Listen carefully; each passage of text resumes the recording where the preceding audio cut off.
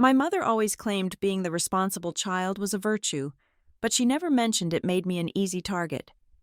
I returned to Briar Glen expecting routine paperwork until I overheard my aunt whisper three words that stopped my heart: orchard sale closing.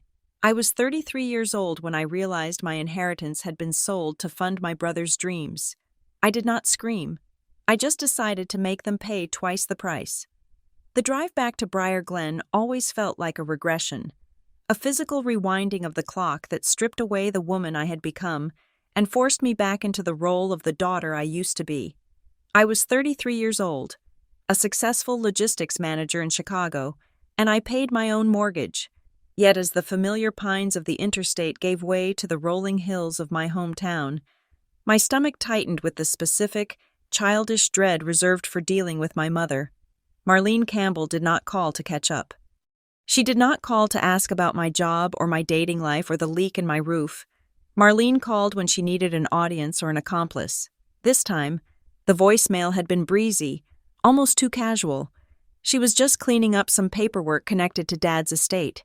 She had said, "Just crossing T's and dotting I's." It had been 3 years since my father passed, and I assumed the estate was long settled. But with Marlene, administrative tasks were never just tasks. They were maneuvers.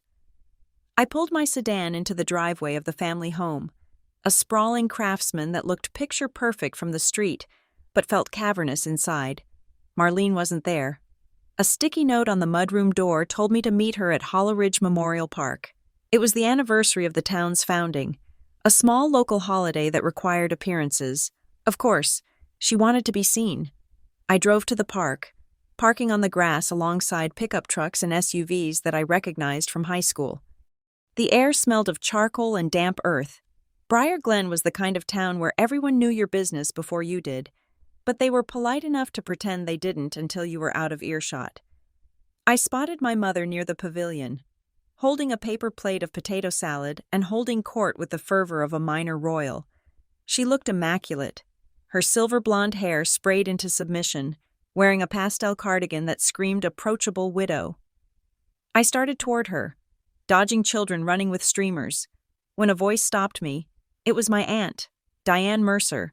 She was standing near the beverage station, her back to me, speaking in a low, intense hush to a neighbor I vaguely recognized as Mrs. Gable. "It is a shame about the land. Though," Diane was saying, shaking her head, "I know Marlene says it is necessary, but the orchard sale closing so fast? It feels like erasing him." I froze. My feet felt heavy, as if the grass had suddenly turned to quicksand. I stepped behind the trunk of a large oak tree, my breath catching in my throat. The orchard. Cedar Hollow Orchard. It was not just a plot of land. It was 80 acres of heritage apples and hardwoods that my father had walked every morning for 40 years. It was the physical anchor of the Campbell name. More importantly, it was the asset my father had specifically sat me down to talk about 6 months before he died. He had told me, with a clarity that cut through his medication, that the orchard was my safety net. He knew my brother, Grant, was brilliant but volatile with money. He knew my mother had a taste for lifestyle over logic. The orchard was supposed to be the protected inheritance, a heavy, unmovable rock in a sea of shifting family finances. Sold? I waited for Mrs. Gable to respond, hoping I had misunderstood. Mrs. Gable nodded sympathetically.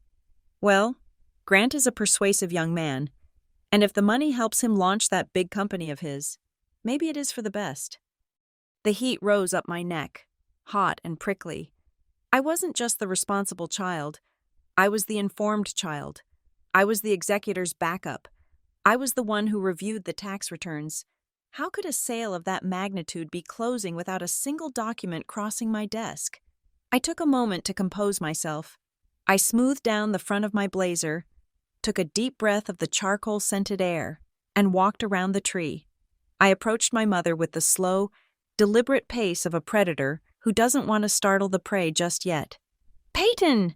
Marlene exclaimed when she saw me, her face lighting up with a performance of delight.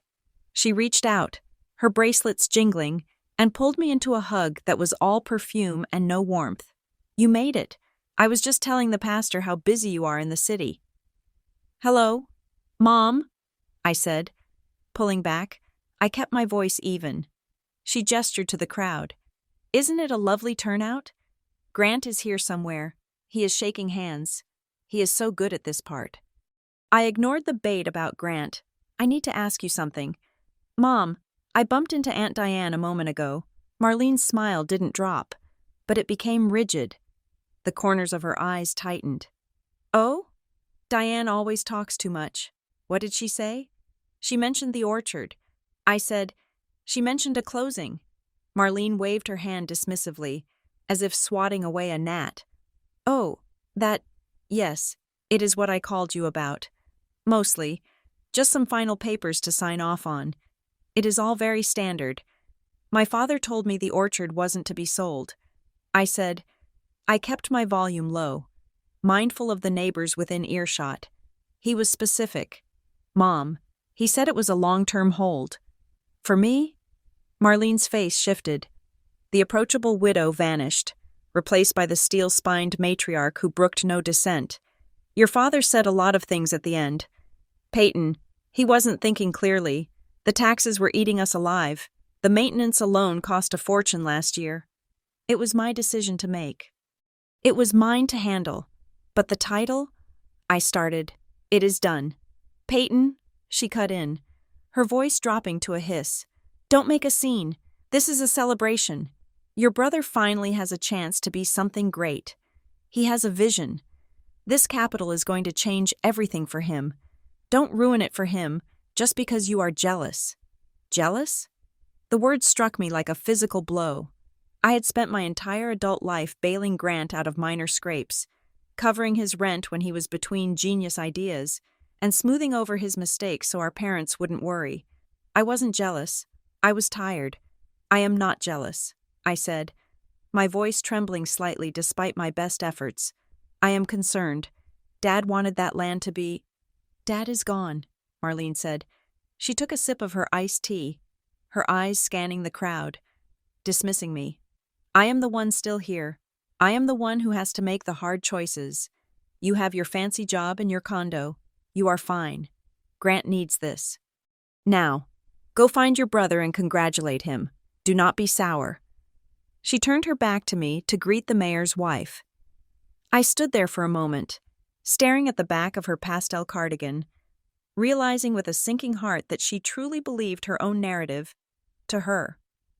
I was the resource that never ran dry, and Grant was the investment that needed constant feeding. I found Grant 20 minutes later at the Lark Lime Cafe on Main Street. He had skipped the humid park for air conditioning and an espresso. When I walked in, he was leaning back in a booth, wearing a suit that cost more than my first car. He looked polished. He looked like a CEO in a magazine spread. "Peyton!" he called out, waving me over. He didn't look guilty. He looked triumphant. I slid into the booth opposite him. He smelled of expensive cologne and confidence. "Grant," I said, "you look great." "Sis," he said, flashing the smile that had gotten him out of detention. Speeding tickets and bad breakups. Serious. "Professional.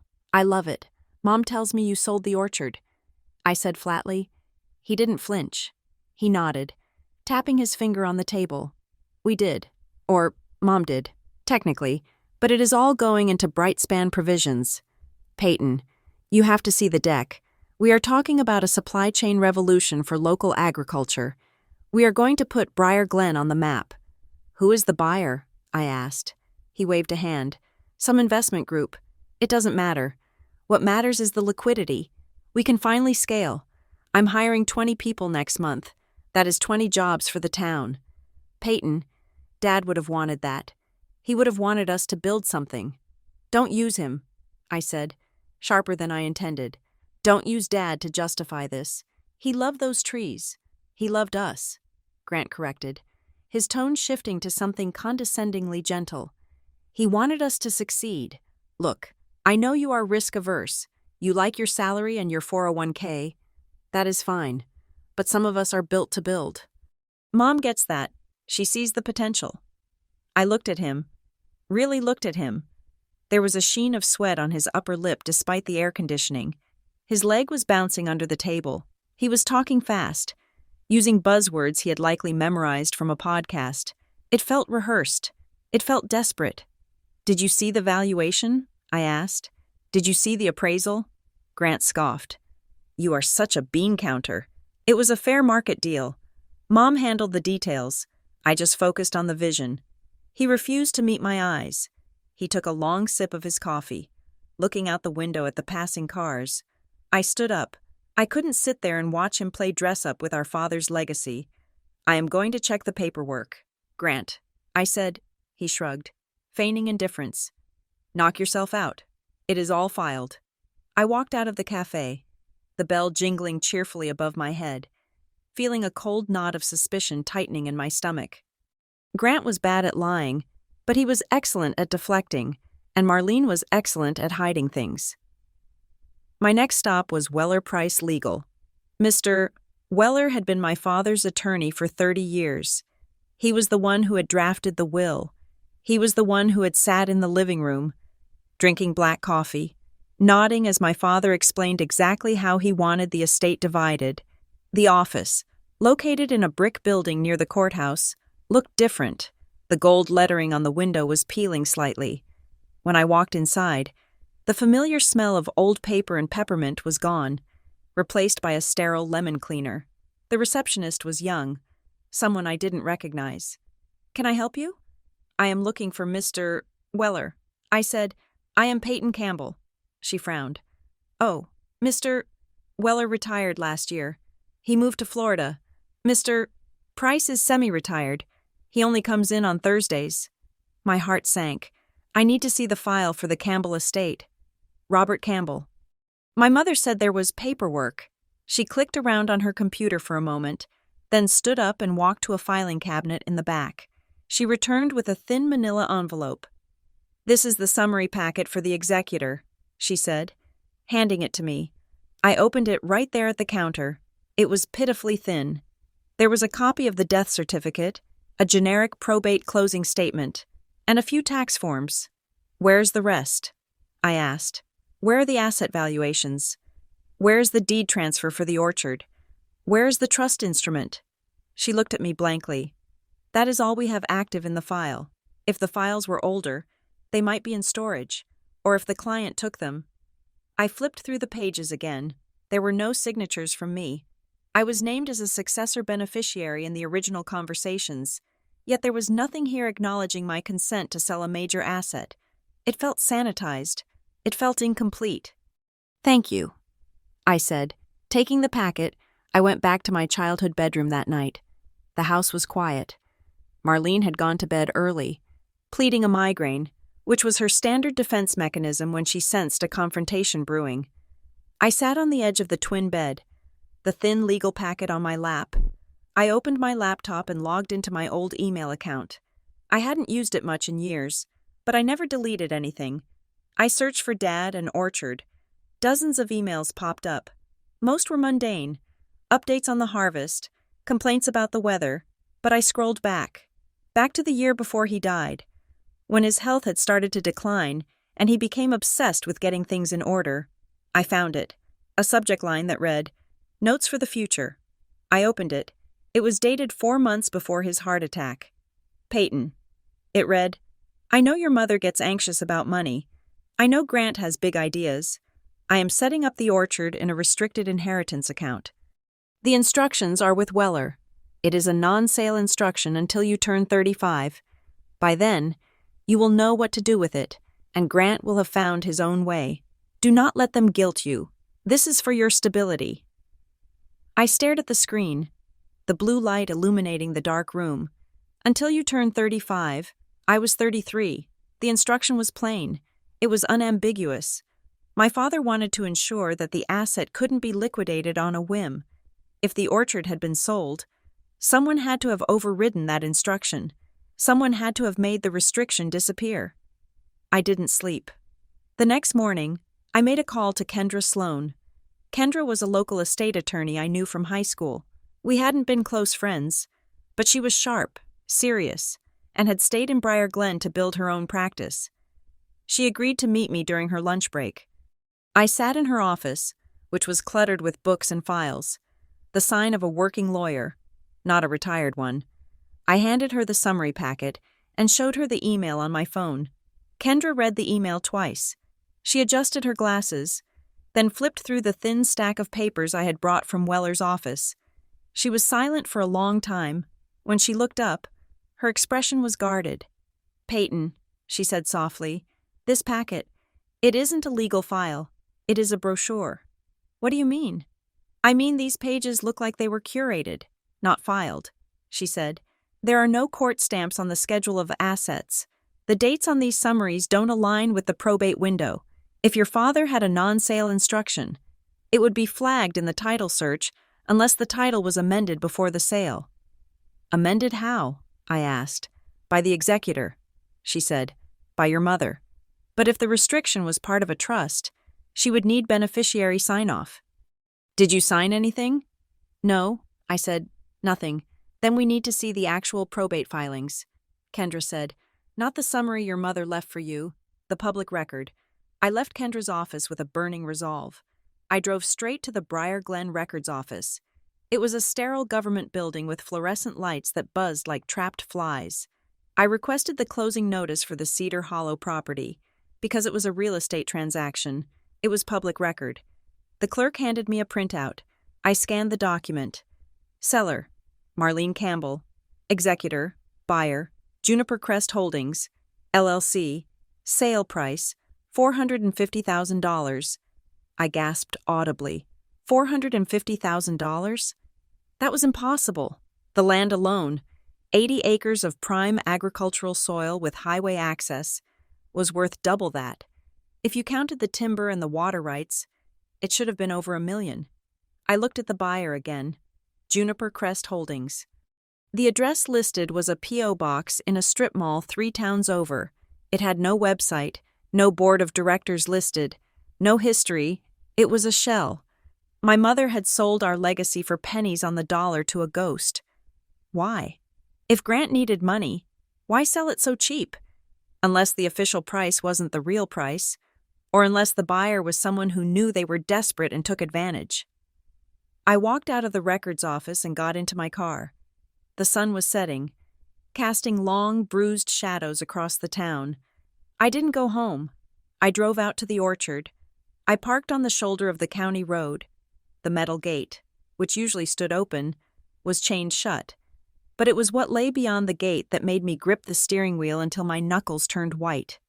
Survey flags, bright neon pink flags, fluttered in the tall grass, marking out grid lines. And near the old barn, there was a temporary sign staked into the ground. It was simple, white with black lettering. Future site of Ridgeview Logistics Center. This wasn't a farming investment. This wasn't about jobs for the town in the way Grant had implied. This was a pave-over. They were going to bulldoze the apple trees.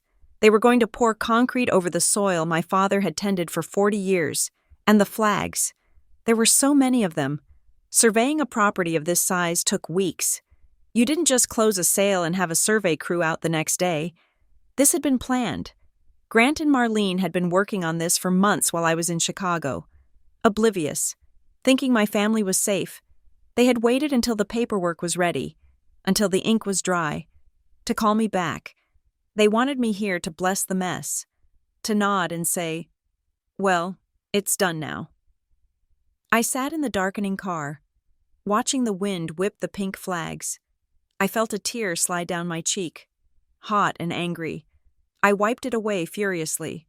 I wasn't going to cry. Crying was what they expected. Crying was what the emotional, jealous daughter did. I wasn't going to accuse them, not yet. If I walked into the house screaming, Marlene would paint me as unstable. She would tell the neighbors I was having a breakdown. Grant would look at me with that pitying, superior gaze and say, I didn't understand business. No. I reached into my bag and pulled out a notebook. I opened it to a fresh page. I needed to be precise. I needed to be undeniable. I wrote, the list. 1. The amendment. I needed to find the document that authorized the sale despite the restriction. 2. The notary. If there was an amendment, it had to be notarized. I needed to know who stamped it. 3. The money. Where did the $450,000 go? And was there more? 4. Juniper Crest Holdings. Who was behind the shell? I looked down at the printout from the records office. The deed transfer referenced an amended letter of testamentary attached to the filing. I squinted at the photocopy of the signature page in the bad light. There was a notary stamp at the bottom. The name was smudged, but legible. Ruth Ellison. Commission expires 2026. I knew Ruth Ellison. She ran the shipping store in town. She was a nervous, by-the-book woman who measured packages 3 times before printing a label. I stared at the signature above her stamp. It was a loop-heavy scrawl that didn't look like the tidy, precise handwriting I remembered from Ruth. I started the car engine. The headlights cut through the gloom, illuminating the survey flags one last time. My mother wanted to play games with paperwork? Fine. I did this for a living. I tracked missing cargo across oceans. I found inefficiencies in billion-dollar supply chains. I could find the rot in my own family tree. I put the car in gear and turned back toward town. I wasn't going home to fight. I was going home to smile, eat dinner, and wait. Tomorrow, I would visit Ruth Ellison. And then, I would take them apart, piece by piece. The fluorescent lights in Kendra Sloan's conference room hummed with a low, aggravating buzz that seemed to match the frequency of the headache pulsing behind my right eye. It had been 24 hours since I stood among the survey flags at Cedar Hollow, and the dread I felt then had hardened into a cold, sharp resolve. Kendra walked in, carrying a thick stack of files that smelled of dust and toner. She did not smile. She placed the stack on the mahogany table between us and sat down, her posture rigid. "I pulled the probate file this morning," Kendra said, her voice devoid of its usual warmth. "You were right. Peyton, the summary packet your mother gave you was a curated fiction. This is the reality." She slid a single document across the table. It was a photocopy of a page titled Amendment to Executorship Authority. I picked it up. The paper felt heavy, official. The date at the top was from 18 months ago, 6 weeks before my father died. "Read paragraph 4. Kendra instructed. I scanned the legalese until I found the clause, hereby granting Marlene Campbell full and unilateral discretion to liquidate real property assets, specifically the parcel known as Cedar Hollow, regardless of prior trust stipulations, for the immediate benefit of estate solvency." "Solvency?" I asked, looking up. The estate was not insolvent. Dad had life insurance. The house was paid off. "Keep looking at the bottom," Kendra said. My eyes dropped to the signature line. There was my father's signature. Robert Campbell. It was shaky, the loops of the R and C trembling, but recognizable. Below it was the notary seal. Ruth Ellison. Commission expires 2026. "But look at the signature next to the stamp," Kendra said, tapping the paper with a manicured fingernail. I leaned in. The signature signed as the notary was Ruth Ellison, but the handwriting was fluid, loopy, and aggressive. It took up twice the space the line allowed. I have seen Ruth's signature on a dozen closings. Kendra said, "She writes small. She uses a fine-point pen. She dots her I's with precision. That signature? That is a performance of a signature. It does not match her archived samples at the clerk's office." I felt a chill that had nothing to do with the office air conditioning. "So it is a forgery," I said. The word tasted like copper in my mouth. "It is highly suspect," Kendra corrected. Ever the lawyer. "But if Ruth did not sign this, then the amendment is invalid. And if the amendment is invalid, the sale of the orchard violated the original trust restrictions." I stood up. "I need to talk to Ruth. Peyton, be careful." Kendra warned, "If this is fraud, you are not just poking a family secret. You are poking a felony." I drove straight to Ellison Mail Print. The shop was a staple in Briar Glen, a narrow storefront between a bakery and a dry cleaner that smelled perpetually of cardboard and packing tape. Ruth Ellison was behind the counter, weighing a package for an elderly woman. Ruth was in her 50s, a bird-like woman with oversized glasses and a nervous demeanor that made her excellent at tracking numbers and terrible at confrontation. I waited until the customer left. The bell on the door jingled as it closed, leaving us alone in the silence of the shop. Ruth looked up and smiled tentatively. "Peyton Campbell, I haven't seen you since the funeral. How are you holding up?" "I am finding things difficult." "Ruth," I said, walking to the counter. I did not return the smile. I placed the photocopy of the amendment on the glass countertop, right over a display of greeting cards. Ruth's eyes went to the paper. She frowned, adjusting her glasses. "What is this?" "It is a document from my father's estate." I said, "It authorizes the sale of the orchard. It says you notarized it 18 months ago." Ruth leaned in, squinting. She looked at the date. She looked at the stamp. Then she looked at the signature. She recoiled as if the paper were hot. "I did not sign that," she whispered. "Are you sure?" I asked. "The stamp matches your commission number. I know my own hand." "Peyton," she said, her voice rising in pitch. "That is not my signature. Look at the E. I don't loop my E like that. And that date? I was in Florida visiting my sister that week. The shop was closed. I have the flight records." She looked up at me, her face pale. "Why would someone do this?" "I think you know why." I said, "Who has access to your stamp?" "Ruth?" "No one," she insisted. "It is locked in the drawer." She paused, her eyes darting to the side. A look of sudden, horrifying realization crossed her face. "What?" I pressed. "What is it?" "About 2 months ago," Ruth said slowly, "your mother, Marlene, came in. She said she needed to make copies of some old deeds. She was back there for a long time. She asked me if I ever threw away old stamps when they expired. She was making a joke about how much clutter we keep." Ruth stopped. She looked at the stamp on the paper again. "That isn't my current stamp," she said, her voice trembling. "That is the one I retired last year because the hinge broke. I thought I lost it. I thought it fell behind the desk. My mother stole a broken notary stamp," I said, finishing the thought for her. "And she forged your signature." Ruth looked like she was going to be sick. "Peyton, I swear to you, I never authorized this. I value my license. I value my reputation. I believe you." "Ruth," I said, "and I might need you to say that to a judge." I left the print shop with my heart hammering against my ribs. It wasn't just a disagreement about money anymore. It was criminal.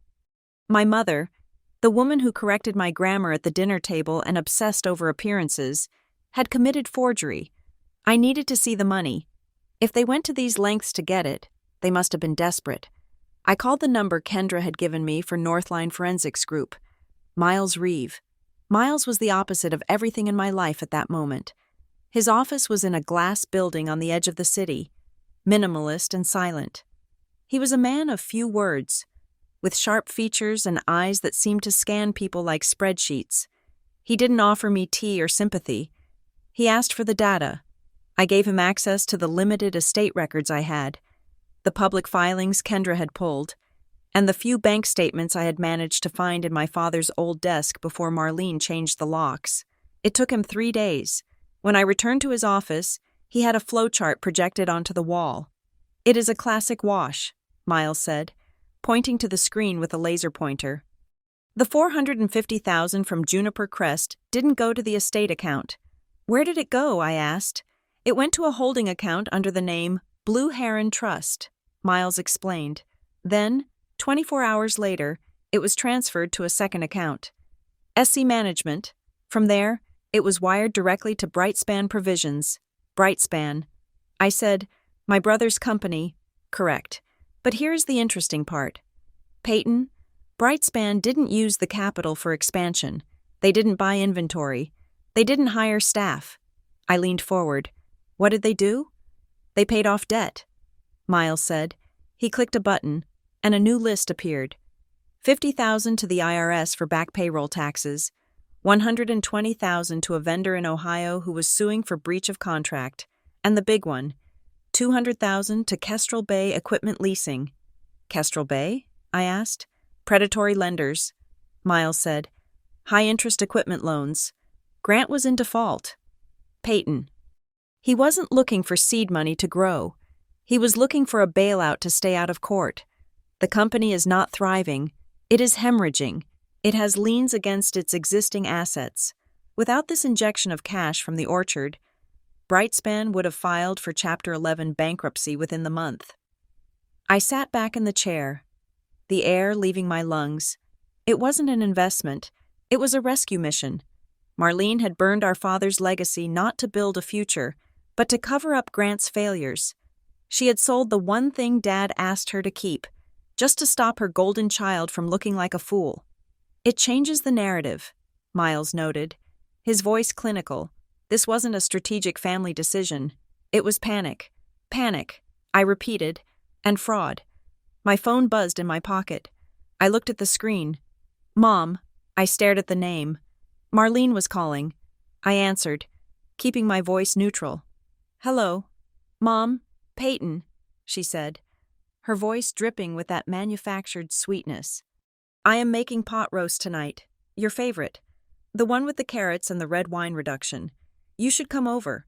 We need to have a family dinner. Just us. I looked at the flowchart on the wall. The arrows of stolen money pointing straight to Grant. I will be there, I said. The house smelled exactly as it always had. Rosemary, garlic, and floor wax.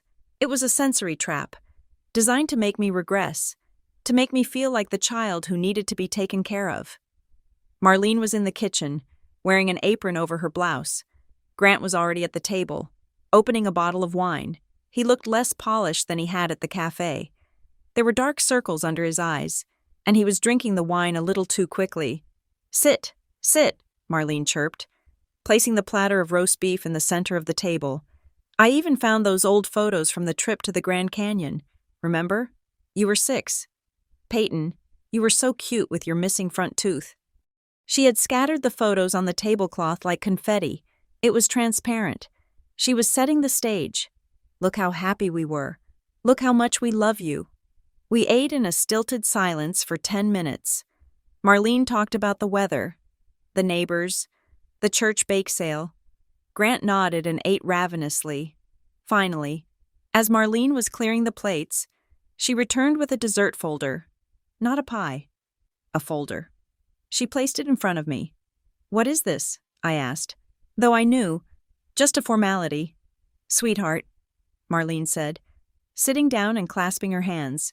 Since we are wrapping up the estate details, and since Grant is managing the new funds for the business, I just need you to sign this family settlement acknowledgement. It just says you agree with how things were handled and that we are all square.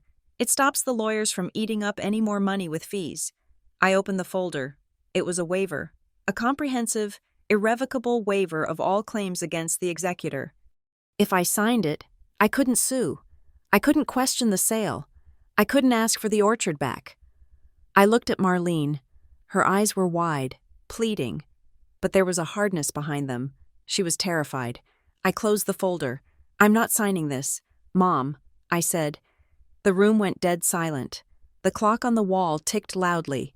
Marlene's smile flickered. What do you mean? It is just standard paperwork. It is a liability release, I said, and I am not signing it because I do not agree with how things were handled.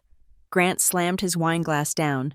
The stem snapped, sending red wine spilling across the white tablecloth like a bloodstain. Oh, come on, Peyton, he shouted. Stop being such a martyr. You are doing this to spite me. You can't stand that Mom believes in me. I looked at him calmly. I watched the wine drip onto the floor.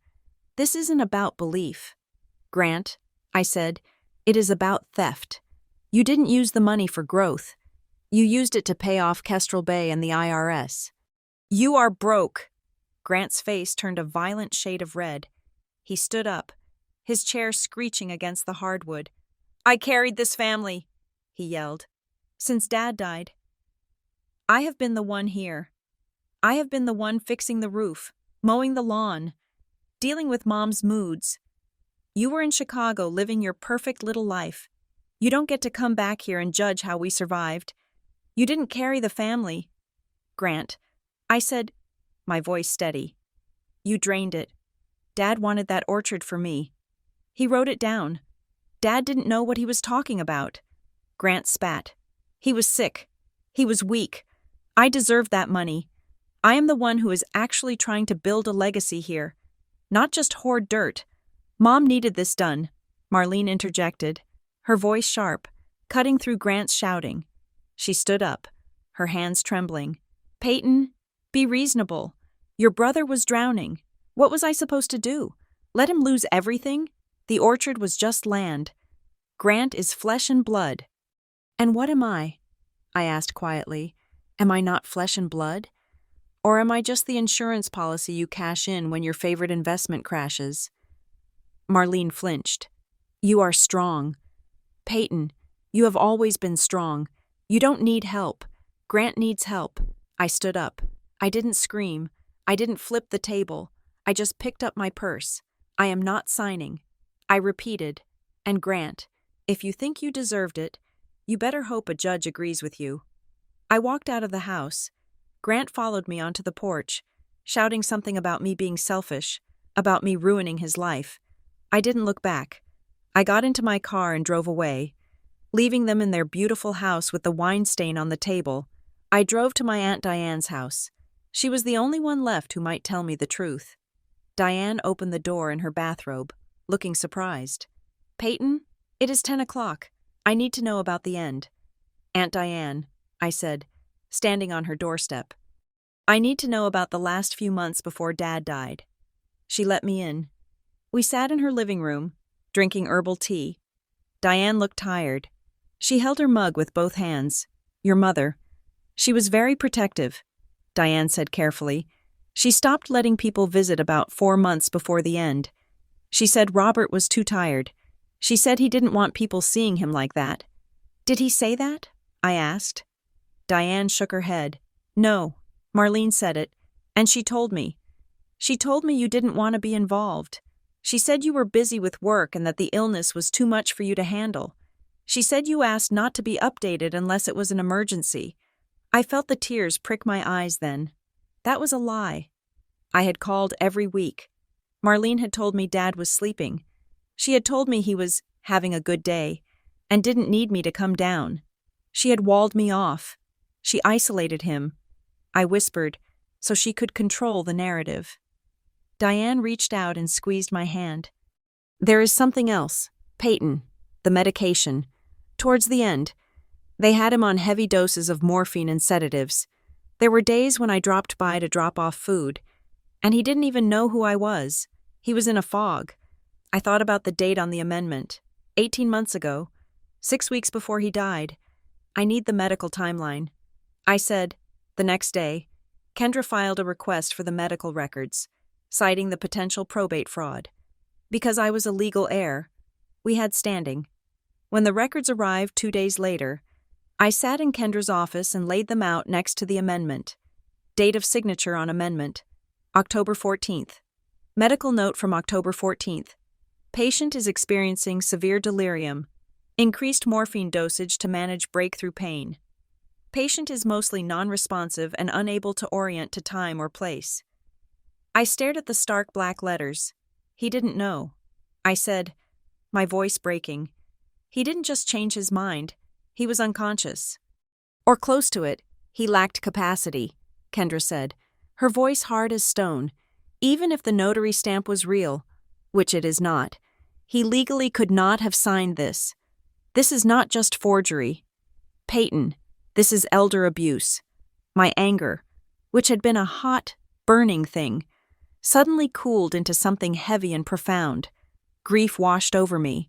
I imagined my father, weak and confused in his own bed, while my mother, the woman he had been married to for 40 years, guided his hand or simply faked his name to sell the one thing he wanted to protect.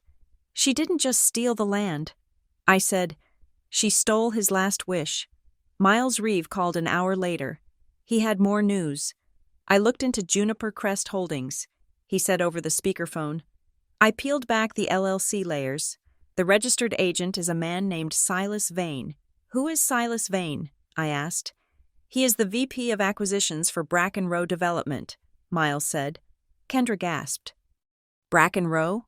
They are the ones who put up those cheap condo complexes in Myers County. They are notorious. They are worse than notorious, Miles said. They target distressed properties. They look for families in probate disputes or tax trouble. And they lowball them. They use shell companies like Juniper Crest to hide their identity so the community doesn't protest until the bulldozers show up. The orchard wasn't just sold. I realized it was targeted. Someone tipped them off that the Campbells were desperate. Grant, I said. Grant must have reached out to them. He was drowning in debt. He needed a quick sale. And Bracken Row smelled blood, Kendra added. That explains the low price. They knew Marlene and Grant needed cash fast and quiet. They took advantage of the desperation. We sat in silence for a moment. The scope of the betrayal was fully mapped out now. It was a conspiracy of necessity, fueled by narcissism and enabled by fraud. What do we do? I asked. Kendra took off her glasses and rubbed her eyes. We have two problems, she said. One is the development. If Bracken Row starts digging, the land is ruined, regardless of who owns it. The second is the money. It is gone, spent on Grant's debts. So we fight on two fronts. I said, yes, Kendra agreed. We file an emergency petition for an injunction to halt all activity on the land, based on the evidence of fraud in the title transfer. That stops the bulldozers. And the second track? I asked. We sue for breach of fiduciary duty, fraud, and conversion. Kendra said, we name Marlene as the executor, we name Grant as a beneficiary of the fraud, and we name Juniper Crest and Bracken Row as parties to the illicit transaction. It will destroy them. I said, if we do this, if we make this public, Marlene's reputation in this town is dead. Grant's company will be scrutinized. The family is over. I looked at the medical record again. Patient is mostly non-responsive. They destroyed it first. I said, they destroyed it the moment they put a pen in a dying man's hand, or pretended to. I stood up and walked to the window. Looking out at the sleepy streets of Briar Glen, I saw the church steeple, the library, the park where my mother held court. I am not seeking revenge, I told myself, though the fire in my chest suggested otherwise. I am seeking restoration. I am putting things back where they belong. File it. Kendra, I said, turning back to her, file everything, and make sure the petition asks for the full value. I want the land back, and I want the money they stole to pay for the damage they did. Kendra nodded, pulling a fresh legal pad toward her. We are going to war. Peyton? No, I said. We are just finishing the one they started. The victory in Judge Weaver's courtroom was less of a triumph and more of a bureaucratic pause button. We had asked for a complete freeze on all assets and an immediate halt to the development at Cedar Hollow. What we got was a temporary restraining order on the remaining cash transfers and a 2-week review period for the land activity. The judge was cautious. He looked over his spectacles at Kendra and said that while the allegations of forgery were serious, he could not simply seize a company's operating capital without more concrete proof than a mismatched signature. I walked out of the courthouse feeling heavy. The legal system was a glacier, but real estate developers were wildfires. In 2 weeks, Bracken Row could do a lot of damage to an orchard. They could bulldoze the heirloom trees. They could rip up the irrigation lines my father had installed with his own hands back in 1982. I need more than a pause. Kendra, I said as we stood on the courthouse steps. The wind was picking up, blowing grit against my suit jacket. I need a stop. We are moving as fast as we can, Kendra said, tucking a stray lock of hair behind her ear. But the burden of proof is on us. We have to prove intent, not just error. I drove back to my temporary rental. I could no longer stomach staying in the guest room of the house where I was being robbed, and realized that the courtroom wasn't going to save me in time. I needed leverage that didn't require a judge's signature. I needed the kind of truth that made people afraid. That evening, my phone buzzed with a text from a number I did not recognize. Meet me at the rest stop off exit 42, 10 o'clock. I have information about Brightspan. My first instinct was to ignore it. It could be a trap. It could be Grant trying to intimidate me. But the specificity of the location, a well-lit public area, but far enough from town to avoid prying eyes, suggested caution. not aggression. I drove to the rest stop. It was a concrete island of vending machines and idling semi-trucks. I parked under a sodium vapor light and waited. 5 minutes later, a silver compact car pulled up beside me. The window rolled down. It was Nina Harrow. I knew Nina vaguely. She was a year younger than me, a quiet, diligent girl who had always been in the background of high school photos. She worked as the operations manager at Brightspan Provisions. "Get in," she said. I climbed into her passenger seat. The car smelled of vanilla air freshener and nervous sweat. Nina didn't look at me. She was gripping the steering wheel so hard her knuckles were white. "Why are you here?" "Nina?" I asked. "Because I can't sleep," she said. She reached into the back seat and pulled out a manila envelope. "I have a kid. Peyton. I have a mortgage. I need this job, but what your brother is doing, what he is asking us to do, it is not just business." She handed me the envelope. "He is making us rewrite invoices," she said, her voice trembling. "We have vendors calling every day demanding payment, and Grant tells me to change the dates in the system to make it look like the terms are net 90 instead of due on receipt. He is cooking the books to show the bank that we are solvent. That is fraud." I said, "I know," she snapped, finally looking at me.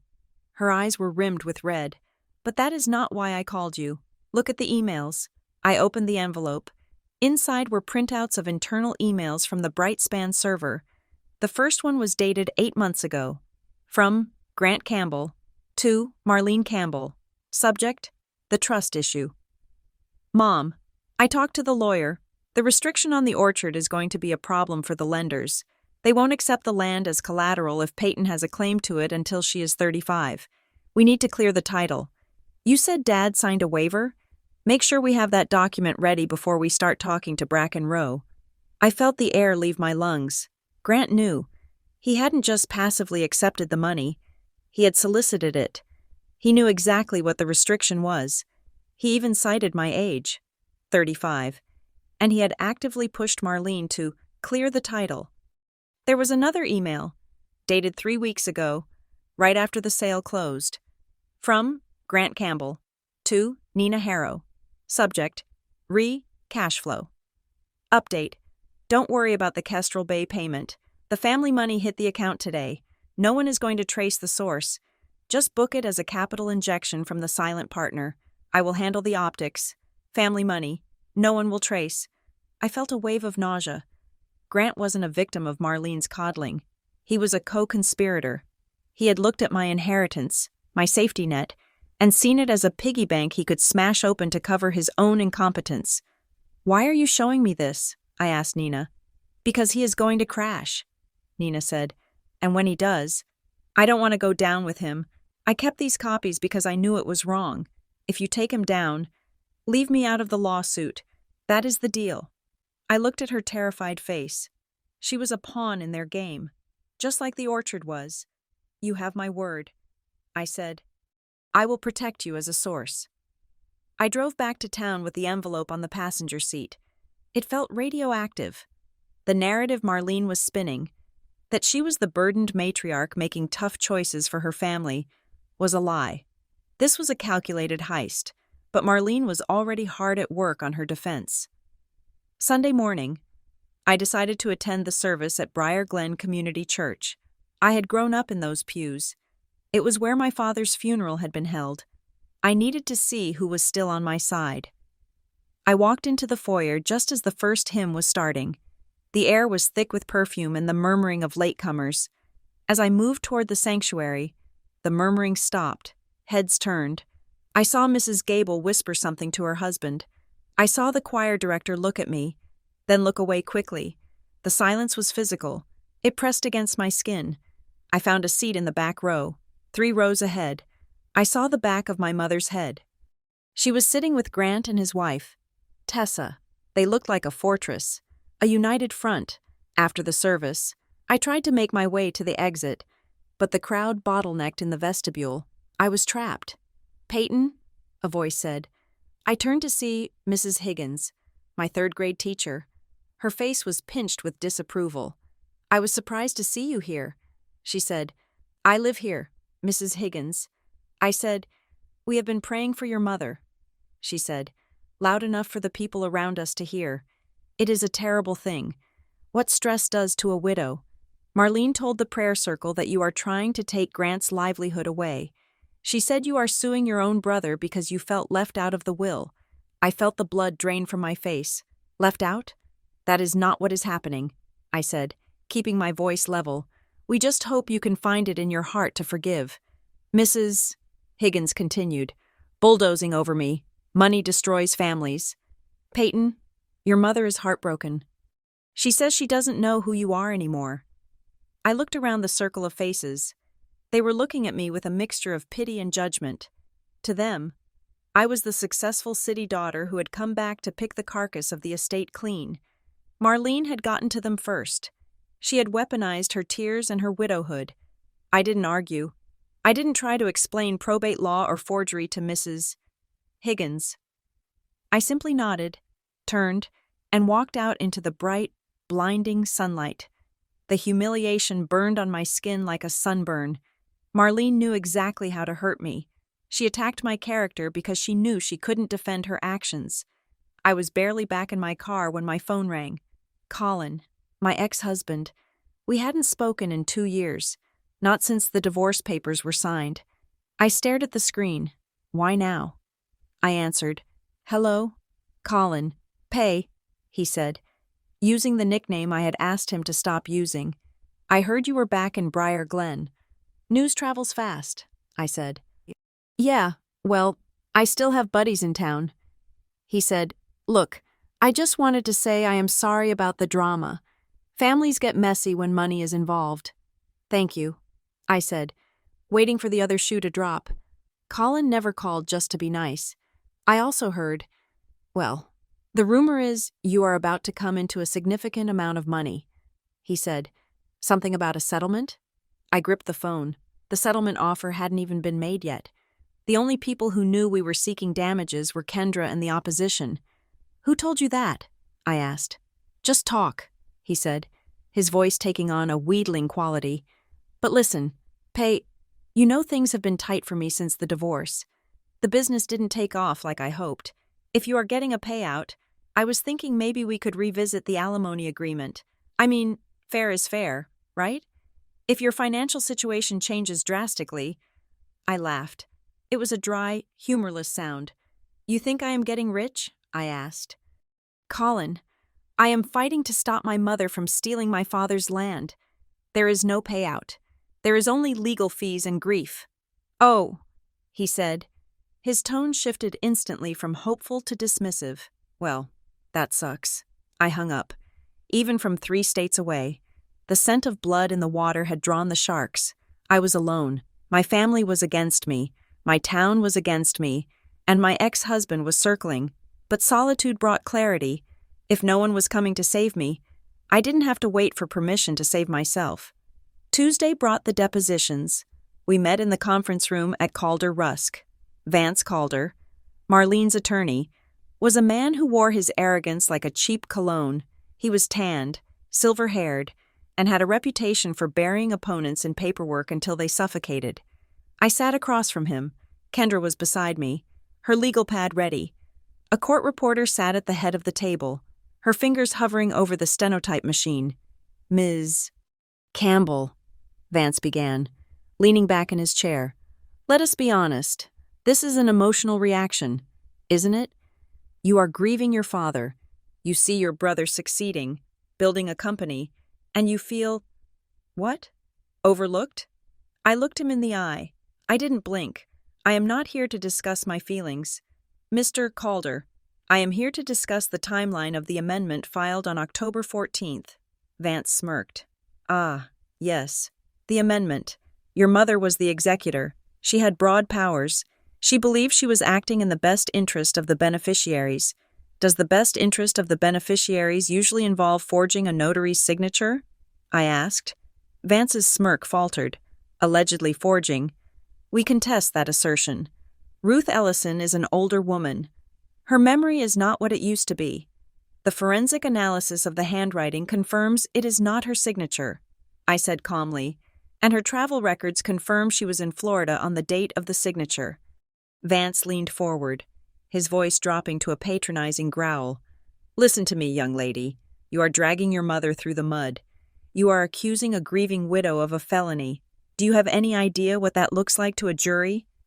We will paint you as the ungrateful, greedy daughter who abandoned her family and came back only for the check. We will destroy your reputation in this town. I took a sip of water. My hand did not shake. Mr. Calder, I said, my reputation is not the subject of this lawsuit. The subject is the $450,000 that was transferred to Brightspan Provisions via 2 shell accounts. I saw a flicker of surprise in his eyes. He didn't know I had the map of the transfers. We can do this all day. I continued. You can call me names. You can try to make me cry. But I have the emails from Grant acknowledging the trust restriction. I have the medical records showing my father was non-responsive when he supposedly signed the amendment. And I have the transfer logs. I leaned in, matching his posture. So, you can try to destroy me, but I suggest you look at your client's exposure first, because when this goes to trial, it won't be a family dispute. It will be a criminal fraud case. Vance stared at me. The room was silent except for the soft click-clack of the stenotype. He realized then that I wasn't just a hurt daughter. I was a logistics manager. I dealt with facts, not narratives, and I was winning. That afternoon, Miles Reeve called with the final piece of the puzzle. I found something on Marlene. Miles said, I assumed this was all for Grant. I said, Grant was the beneficiary. Yes, Miles said, but Marlene had a gun to her head too. What do you mean? I ran a deep credit check on her personal accounts. Miles explained. Marlene has a private debt with Severn Ridge Credit Union. It is a line of credit she took out 5 years ago, co-signed with a personal guarantee. What was it for? I asked. It looks like she tried to start a boutique investment fund with a friend. It failed. She lost everything she put in. But she kept the debt hidden from your father. She has been paying the interest only for years, rolling it over, and the balloon payment was due next month, Miles said. $100,000. If she didn't pay it, they would have come after the house. I closed my eyes. The orchard sale wasn't just to save Grant's company, it was to save Marlene's lifestyle. She had moved 20% of the sale proceeds into her personal account, the money I saw on the ledger, not just for expenses, but to pay off her secret debt. She had sold my future to cover her past. That night, I drove to the family house. I didn't call first. I used my key, which they hadn't bothered to take back yet. Marlene was in the living room, watching television. When I walked in, she jumped. Peyton, you can't just barge in here. I turned off the television. The silence that filled the room was heavy and suffocating. I know about Severn Ridge. Mom, I said. Marlene's face went white. She sat back down on the sofa, her hand going to her throat. I don't know what you're talking about, she whispered. I know about the balloon payment, I said, ticking the point off on my finger. I know about the $100,000 you moved from the estate account to your personal checking. I know about the amendment you forged with Grant's help. I know about the shell companies. Marlene stared at me. The mask of the grieving widow cracked. Underneath, I saw a frightened, desperate woman who had been treading water for years. I did what I had to do, she said, her voice trembling. Your father. He didn't understand. He thought money just appeared. I was the one who managed the bills. I was the one who kept up appearances. So you stole from me? I asked. You stole the one thing he left specifically for me? You didn't need it, she snapped. The words hung in the air. You have a career. Peyton, she shouted, standing up. You are smart. You are independent. You have always been fine on your own. Grant needs help. I needed help. Why is it so terrible that we use the asset to survive? You would have just let it sit there, growing apples. She said it with such conviction. In her mind, my competence was a penalty. Because I could take care of myself. I deserved nothing, because Grant was a mess. He deserved everything. I looked at her. I looked at the woman who had raised me, who had taught me to tie my shoes and check my homework. I realized that she didn't love us equally. She loved us according to our utility. I was the sturdy appliance that worked in the background. Grant was the fragile ornament that needed to be polished and protected. "You are right, Mom," I said quietly. "I would have been fine without it." I walked to the door. "But that was not your choice to make. And now, you are going to pay for it." I went back to my rental and sat in the dark. The adrenaline of the confrontation faded, leaving a cold, hollow ache in my chest. I almost picked up the phone to call Kendra and tell her to settle, to just take whatever scraps they offered and leave town. Marlene was right. I didn't need the money. I could go back to Chicago. I could pretend none of this happened. I felt like the villain. I was suing my mother. I was destroying my brother. The town hated me. Was it worth it? I opened my laptop and pulled up my father's email one last time. "This is for your stability." He had seen this coming. He had known, even through the fog of his illness, that they would consume everything if he didn't build a wall around me. He had tried to protect me. If I walked away now, I wasn't being the bigger person. I was letting them erase him. I was letting them validate the idea that the responsible child exists only to be harvested by the irresponsible ones. I wasn't seeking revenge for the money. I was seeking the truth. I wanted the record to show, in black and white, exactly what they did. I wanted clarity. I picked up my phone and typed a message to Kendra. "We are not settling." I paused, thinking about the numbers, the 450,000, the fraud, the legal fees, the years of deception. I typed again, "Amend the complaint. We are pursuing double damages under the statute for probate fraud and embezzlement. We are going for twice the price." I hit send. I lay back on the bed and stared at the ceiling. The fear was gone. In its place was a cold, mathematical certainty. They had sold my inheritance for half its value. I was going to make them buy it back at double the cost. The brown envelope from Nina Harrow sat on my kitchen counter like an unexploded ordnance. It was the second drop in as many weeks, and by now, I knew better than to open it immediately. I made coffee first. I stared out the window of my rental at the gray morning sky of Briar Glen. Then, I sat down and slid the contents out. There was a single sheet of paper on top. It was a printout of a Word document file property log, attached to a draft letter. The document was titled, Authorization Draft V2.docx. The date of creation was September 12th. I felt a cold prickle of recognition. The amendment to my father's will, the one with the forged signature, was dated October 14th. This draft had been created a full month before my father allegedly signed anything. I read the text of the draft. It was rougher than the final legal document, but the core intent was identical. Granting authority to bypass trust restrictions for the immediate sale of Cedar Hollow. But the metadata at the bottom of the page was the smoking gun. Author, Grant Campbell. Device, Brightspan Admin 01. Grant hadn't just pressured Marlene into signing something she didn't understand. He had written it. He had sat at his computer in his failing logistics office, a month before he supposedly received the blessing from our dying father, and he had drafted the legal instrument that would strip me of my inheritance. It was premeditated. It was architectural. I called Kendra immediately.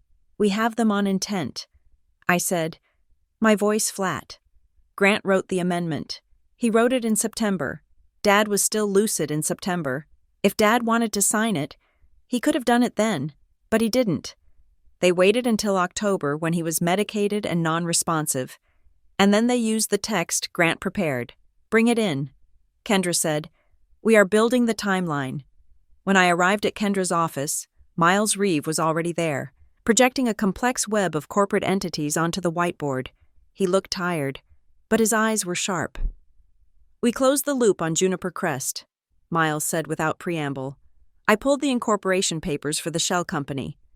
The registered agent is a lawyer in Delaware, but the billing address for the annual filing fees? It matches the accounts payable address for Bracken Row Development, so it is a direct subsidiary." I said, "It is a funnel," Miles corrected. "Bracken Row uses Juniper Crest to acquire land quietly. If Bracken Row buys an orchard, the town panics because they know condos are coming. If Juniper Crest buys it, People assume it is just a holding company or a farm trust. They buy cheap, I said, realizing the strategy. Exactly, Miles said. They buy at a distressed price, $450,000 in this case, and then, once the zoning permits are approved, they flip the ownership to the main Bracken Row entity at full market value. It creates a tax loss for the shell and a clean asset for the developer. And my mother? I asked. Where does she fit in? She is the patsy, Kendra said gently. Bracken Row likely approached Grant, or he approached them. They saw a desperate family with a valuable asset. They probably told Grant, "We can get you cash fast, but you need to clear the title. We don't care how you do it. Just get the executor to sign."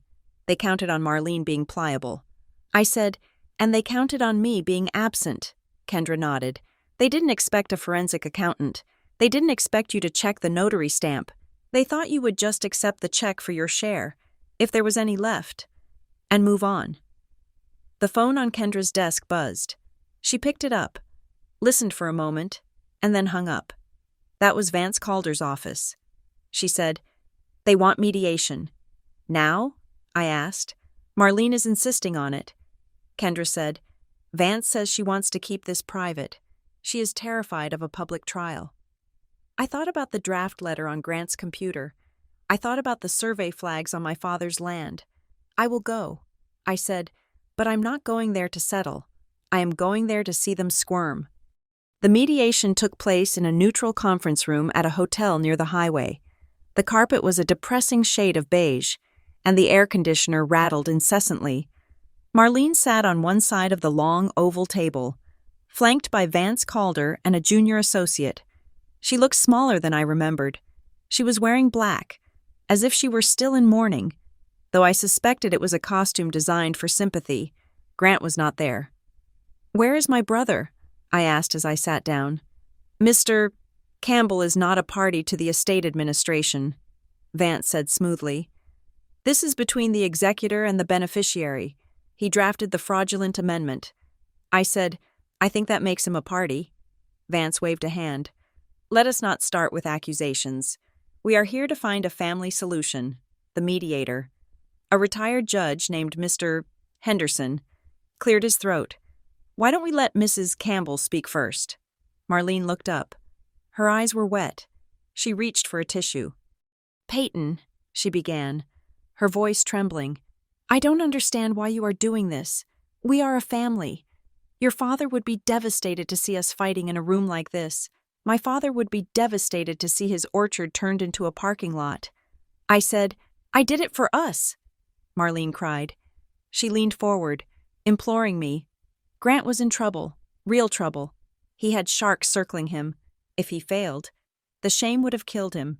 And I was alone. I didn't have anyone to help me figure out the bills. You had me. I said, "I called you every week. You told me everything was fine. I didn't want to burden you." Marlene said, "You have your own life. You are so busy." Grant. He needs me. He has always needed me. I looked at her. Really looked at her. I saw the fear in her eyes. But it wasn't fear of losing me. It was fear of exposure.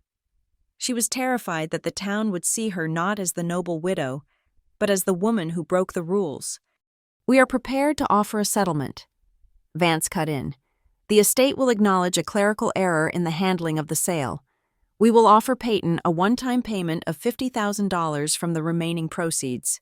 In exchange, Peyton will sign a global release of all claims against Marlene Campbell, Grant Campbell, and the estate."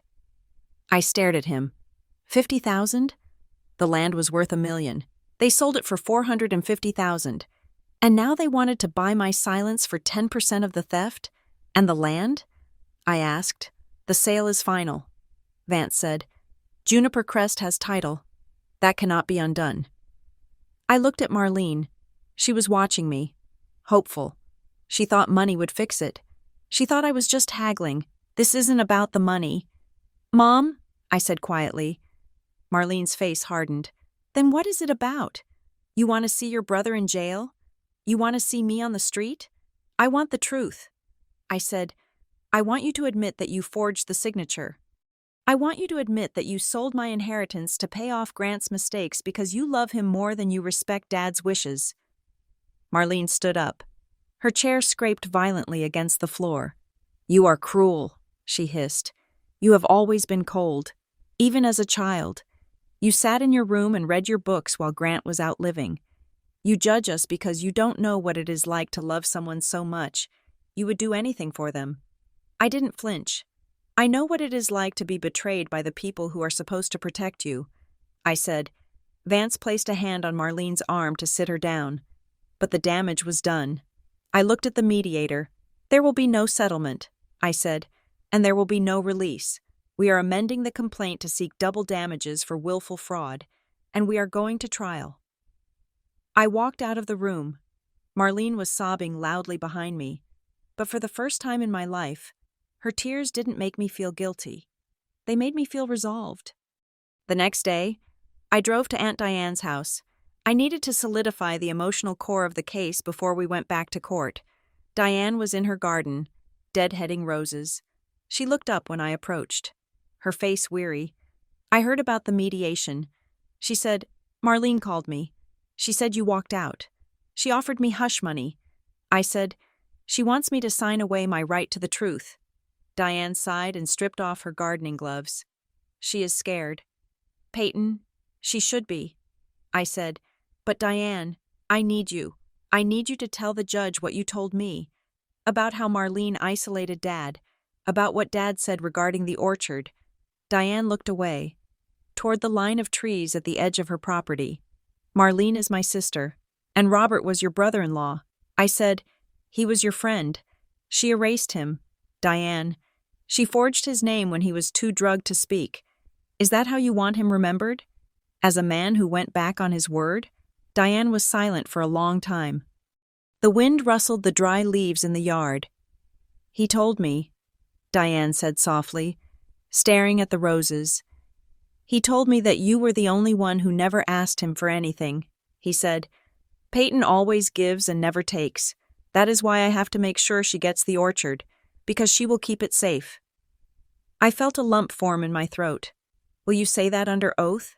I asked. Diane turned to me. Her eyes were wet, but her chin was set. "Yes," she said, "I will say it, because it is the truth." With Diane's testimony secured, the emotional side of the case was a fortress, but the financial side still had dark corners. 2 days later, Grant intercepted me. I was leaving the grocery store in town. I had just put my bags in the trunk when his truck pulled up behind my car, blocking me in. He rolled down the window. He looked terrible. His face was unshaven, and his eyes were bloodshot. "We need to talk," he said. I crossed my arms. "Move your truck." "Grant." "Just listen for a second," he pleaded. "Look, I know the mediation was a disaster. Mom gets emotional. Vance is a shark. But I have a proposal. A real business proposal." I laughed incredulously. "You want to do business with me?"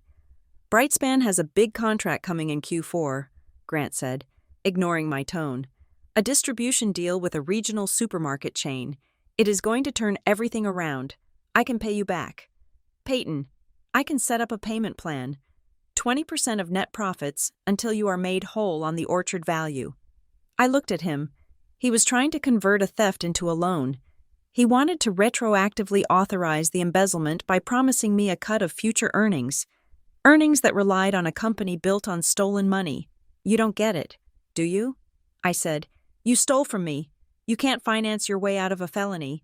"It wasn't stealing," he shouted, slapping the steering wheel. "It was a bridge loan. I was going to pay it back. You forged a notary seal."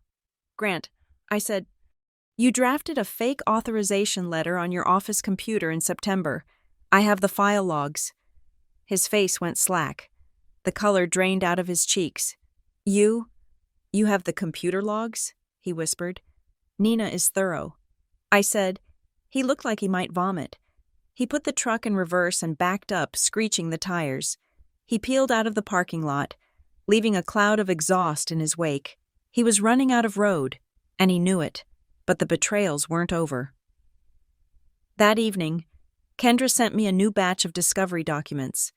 We had subpoenaed the communications between Juniper Crest and anyone with the surname Campbell. I expected to see Grant's emails. I expected to see Marlene's confused replies. I did not expect to see Tessa Campbell, Grant's wife, the woman who posted inspirational quotes on social media and ran a small essential oils business. I had always thought of her as Grant's cheerleader, blindly supporting him but not involved in the mechanics. I was wrong. There was an email chain between Tessa Campbell and Silas Vane, the registered agent for Bracken Row. Date: September 20th. From Tessa Campbell. Silas Vane. Subject: Venue Vision. Timeline. Hi Silas. Grant says the paperwork is moving along with his mother, but we really need to expedite the zoning check. I have attached my mood board for the Cedar Hollow Weddings concept if we're going to partner on the redevelopment. I need to know we can keep the barn structure. It is crucial for the brand aesthetic. I stared at the screen. It wasn't just a logistics center. Tessa wanted to turn my father's orchard into a boutique wedding venue. She wanted to use the Cedar Hollow name, my family's name, to sell rustic chic weddings to strangers, and she was pushing for it. Grant says the paperwork is moving along. She knew. She knew about the plan in September. She was part of the pressure campaign. I felt a fresh wave of disgust. They had all carved up the carcass before my father was even cold in the ground. Grant wanted the bailout. Tessa wanted the venue. Marlene wanted the debt relief. Speaking of Marlene's debt, Miles Reeve had finally cracked the bank records from the month of the sale. He asked me to come in to review a specific transaction. Look at this, Miles said, pointing to a highlighted line on the spreadsheet. October 20th, 5 days after the sale closed. Transfer from Estate of Robert Campbell. Expense account. Transfer to Marlene Campbell. Personal checking. Amount: $15,000. That is a small amount compared to the rest. I said, It is. Miles agreed. But look at where it went from her personal account the next day.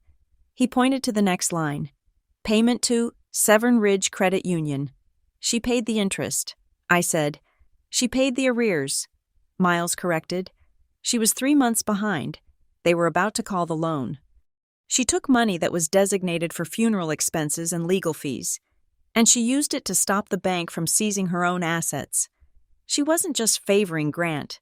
I realized she was securing herself. She had tied her financial survival to the orchard sale. If she hadn't sold it, she would have been exposed as insolvent. The narrative of the sacrificial mother crumbled completely. She was just a woman robbing her husband's grave to pay her own credit card bills. The final nail in the coffin came from Ruth Ellison. We had subpoenaed her notary logs for the entire year. Ruth complied willingly. She was furious that her professional identity had been used. Kendra and I sat with the logbook. It was a bound ledger, handwritten in Ruth's neat, tiny script. We turned to October 14th. The page was blank. There were no entries for October 14th. The last entry was October 12th. The next one was October 20th. Ruth had been in Florida. The shop had been closed. The notarization on the amendment was a physical impossibility. We filed a motion to compel and attach the logbook pages, the flight records, and the forensic report on the signature. The hearing was set for Friday. Judge Weaver looked different this time. He wasn't looking over his spectacles with impatience.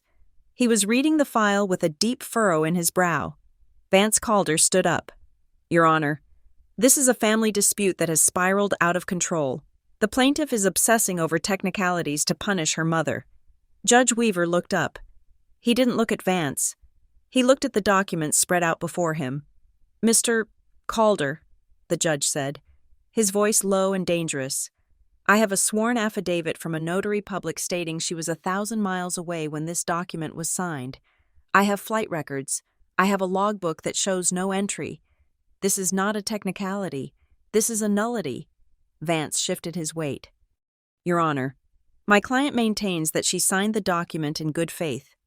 Your client, the judge interrupted, is the executor of an estate. She has a fiduciary duty. If she signed a document with a fake notary stamp, that is not good faith. That is fraud on the court. The courtroom went silent. I saw Marlene flinch in the front row. She pulled her cardigan tighter around herself.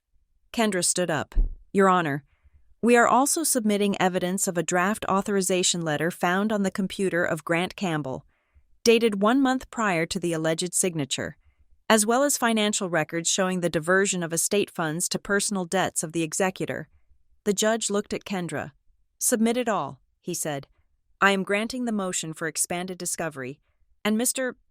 Calder, I suggest you advise your clients that the court's patience with this family drama has evaporated. This is now a question of criminal conduct. He banged the gavel. I walked out of the courtroom feeling a strange sensation. My hands weren't shaking. My heart wasn't racing. I felt calm. It was the calm of a storm that had finally broken. For months, I had been the hysterical daughter, the greedy sister, the bitter ex-wife. But in that courtroom, with the logbook and the bank transfers on the table, I was just the person telling the truth. Marlene hurried past me in the hallway, flanked by Vance. She wouldn't look at me. Grant wasn't even there. He was likely hiding in his office, shredding papers that Nina had already copied. Kendra turned to me. We have them. Peyton, now we go for the kill. We file for the constructive trust. We ask the court to seize every dollar that came from that sale, wherever it is, and we ask for punitive damages. I added, yes, Kendra said. We ask for everything. I drove to the orchard that evening. The sun was setting, casting long shadows across the rows of apple trees. The survey flags were still there, flapping in the wind, but they looked less like conquerors now and more like litter. I walked to the edge of the property, where the old fence line met the woods. I remembered being 10 years old, walking this line with my father. He had told me that trees remember everything. They remember the drought, the rain, the frost. It is all written in their rings. My family had tried to rot the tree from the inside out. They had injected poison into the roots, lies, forgery, greed, hoping the tree would fall quietly so they could sell the wood. But the tree was still standing. I wasn't terrified anymore. I felt protective. I was protecting the orchard, yes, but I was also protecting the 33-year-old woman who had stood in that park and been told she was jealous. I was protecting the memory of the father who had tried to save me. I took a deep breath of the cool evening air. Twice the price. I whispered to the trees. They weren't just going to give the money back. They were going to pay for every lie, every forgery, and every moment they made me feel small. I got back in my car. The decisive hearing was next week, and I was ready to watch their house of cards fall down. The legal team for Bracken Row Development arrived in a fleet of black SUVs that looked like they belonged in a presidential motorcade. They marched into Judge Weaver's courtroom wearing suits that cost more than most people in Briar Glen earned in a year. Their argument was slick, rehearsed, and seemingly impenetrable. They claimed Bracken Row was an innocent third party, a bona fide purchaser for value who had bought the orchard in good faith, unaware of any internal Campbell family squabbles. They painted a picture of a large, respectable corporation that had simply seen a for sale sign and written a check. They argued that punishing them for Marlene's alleged administrative errors would be unjust and would stifle economic development in the region. It was a good story. It might have even worked if Miles Reeve hadn't spent the last 72 hours deconstructing their corporate architecture brick by brick. Kendra stood up when it was her turn. She didn't have a fleet of lawyers. She had a single banker's box of documents and a laser-focused rage. Your Honor, she said, her voice echoing in the high-ceilinged room. Bracken Row claims they are strangers to this transaction. They claim they bought the land from the estate, but the deed transfer shows the buyer was Juniper Crest Holdings, Bracken Row's lead attorney. A man named Mr. Sterling stood up. Juniper Crest is a separate legal entity. Your Honor, standard practice for liability compartmentalization.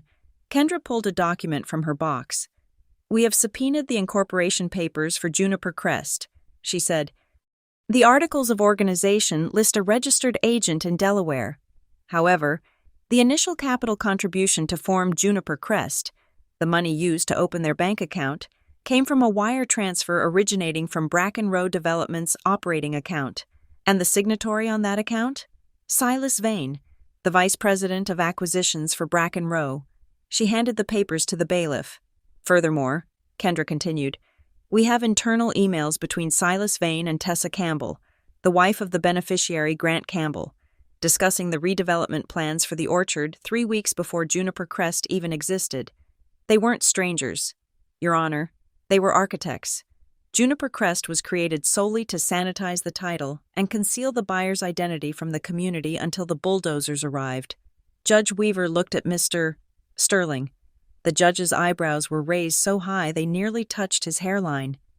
Mr. Sterling, the judge said, it appears your client is wearing a mask, and this court does not like masks. Mr. Sterling tried to pivot, talking about corporate veils and subsidiary independence, but the damage was done. The judge denied their motion to dismiss and granted us full discovery into the buyer's side of the transaction. The innocent third-party defense had crumbled, but the rabbit hole went deeper. That afternoon, Miles called me into his office. He had been tracing the path of the money, the $450,000 that had traveled from Juniper Crest to the estate, and then through the 2 shell accounts before landing in Grant's lap. I found the manager of the intermediary accounts, Miles said. Who is it? I asked. A firm called Sablebrook Fiduciary Services, Miles said. They are a small outfit in the city, specializing in what they call asset transitions for high net worth families. Basically, they help rich people move money quietly. And because the judge opened the discovery floodgates, I got their internal client notes. Miles said. He spun his monitor around. I leaned in to read the scanned handwritten notes from a meeting log. Client: Marlene Campbell, Grant Campbell. Ref: Orchard liquidation. Note: structure transfers to bypass direct beneficiary notification. Objective is minimizing family visibility. Speed is priority due to Kestrel Bay deadline. Minimizing family visibility. That was me. I was the family visibility they were trying to minimize. They hired professionals to hide it from me. I said, feeling a cold knot in my stomach. This wasn't just Marlene being confused. She sat in a meeting with a fiduciary and discussed how to keep me in the dark. It destroys the good faith argument, Miles said. You don't pay a specialist to hide a transaction if you think you are doing the right thing. The depositions were scheduled for the following week. This was the moment I had been waiting for. The moment where they would have to answer questions under oath, with a court reporter taking down every stammer and contradiction. Grant was first. He walked into the conference room looking like a man marching to the gallows. He had lost weight. His suit hung loosely on his frame. And he refused to make eye contact with me. Kendra started gently, asking him about his role in the company and his knowledge of the estate. Grant answered with rehearsed vagueness. He didn't know much. He trusted his mother. He was just trying to run a business. Then Kendra put the document on the table. Mr. Campbell, she said, you stated earlier that you were unaware of any restrictions on the orchard property regarding your sister's age. Is that correct? Grant shifted in his chair. Yes. I knew Dad had some ideas, but I thought the will gave Mom full discretion. Kendra slid the email from Nina across the table. This is an email from your account to your mother, dated 8 months ago. Kendra said, in it, you write, the restriction on the orchard is going to be a problem. We need to clear the title. Can you explain why you were discussing a restriction you claim you didn't know about? Grant stared at the paper. His face turned a splotchy red. I must have heard a rumor, he stammered. I was just being thorough. Kendra slid the second document, the draft authorization letter created on his computer. And this? She asked. You drafted the legal language to bypass the restriction a month before your father signed it. You aren't a lawyer. Mr. Campbell, why were you drafting legal amendments for an estate you weren't the executor of? Grant looked at his lawyer, then back at Kendra. He started to sweat. Tessa pushed me, he blurted out. I blinked. He was throwing his wife under the bus. Tessa? Kendra asked calmly. She was obsessed with the venue idea, Grant said, his voice rising in panic. She kept saying we were sitting on a gold mine. She was the one talking to Bracken Row. She told me what to write. I just wanted to get the lenders off my back. So you admit you knew about the lenders? Kendra pressed. You admit the sale was driven by your debt, not the estate's needs? I had a deadline, Grant shouted, slamming his hand on the table. Kestrel Bay was going to seize my trucks on the 1st of November. I needed the cash. What was I supposed to do? Let everything I built collapse because of some stupid rule Dad made up when he was sick? The room went silent. The court reporter's fingers flew across the keys. Thank you. Mr. Campbell, Kendra said. That will be all. He had admitted motive. He had admitted urgency. And he had admitted that the stupid rule was something he knowingly circumvented. Marlene was next. If Grant was panicked, Marlene was icy. She sat with her back straight, her hands folded in her lap, wearing the armor of a woman who believes her own lies. Mrs. Campbell, Kendra began. Did you read the amendment before you signed it? Marlene sniffed. I relied on counsel. Mr. Weller was retired, so I asked. I asked for help. I signed what was put in front of me. I am not a lawyer. I just wanted to settle the estate. The records show you initiated the request for the amendment. Kendra said, You called the drafting service. You provided the language. I was following instructions. Marlene said vaguely. From whom? From the situation. Marlene said, It was a complex time. Mrs. Campbell, Kendra said, leaning forward, You sold a property worth over $1 million for $450,000. You sent the money through 2 shell accounts to your son's failing business. And you did all of this without notifying the primary residual beneficiary, your daughter Peyton. Why? Marlene looked at me. Her eyes were cold, devoid of the warmth she usually performed for the neighbors. Because she would have stopped me, Marlene said. The words hung in the air like smoke. She didn't say, because she didn't need to know. She didn't say, because it was my right. She admitted the concealment was strategic. She would have stopped me. Marlene repeated, her voice gaining strength. Peyton is rigid. She is obsessed with rules. She doesn't understand that family comes first. If I had told her, she would have filed an injunction. She would have let her brother go bankrupt just to prove a point. I had to do it. I had to save him. You had to commit fraud to save him? Kendra asked. I had to be a mother. Marlene snapped. Kendra looked at me. We both knew she had just handed us the case. She had confessed that the secrecy was deliberate, confirming the minimizing family visibility note from Sablebrook. She had justified her crime with her motive, but in doing so, she had admitted the crime itself. We left the deposition feeling triumphant, but the victory was short-lived. 2 days later, my phone blew up. I was sitting at my kitchen table, reviewing the transcript, when a friend from high school texted me a link. Have you seen this? It is all over Facebook. I clicked the link. It was an article on the Briar Glen Beacon, a local news blog that usually covered high school football and bake sales. The headline read, Greedy Daughter Sues Widowed Mother. The Ugly Battle for the Campbell Estate. My stomach dropped. The article was a masterpiece of spin. It painted me as a wealthy, city-dwelling executive who had returned to her small hometown to strip her grieving mother and struggling brother of every penny. It quoted sources close to the family who claimed I was jealous of my brother's success and was using legal loopholes to destroy a local business that provided jobs for the community. It included a partial screenshot of our initial complaint, the part where we asked for damages, but redacted the evidence of forgery and fraud. It was a leak, and it was targeted. I knew instantly who had done it. Vance Calder. This was his style. If he couldn't win in the courtroom, he would try to win in the court of public opinion. He wanted to shame me into dropping the suit. I read the comments below the article. Disgusting. Some people value money over blood. Poor Marlene. She does so much for the church. I heard the daughter makes 6 figures in Chicago. Why does she need the money? I felt a hot, prickling shame spread over my body, even though I knew the truth. Seeing my name dragged through the mud hurt.